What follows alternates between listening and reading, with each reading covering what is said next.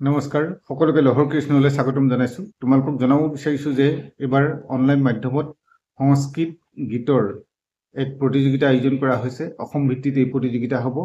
এই প্ৰতিযোগিতা কোনো ভৰ্তি মাচুল নাথাকে আৰু প্ৰতিযোগিতা দুটা শাখাত অনুষ্ঠিত হ'ব। প্ৰথম শাখাটো 6ষ্ঠ শ্ৰেণীলৈকে থাকিব আৰু দ্বিতীয় শাখাটো দ্বাদশ শ্ৰেণীলৈকে থাকিব।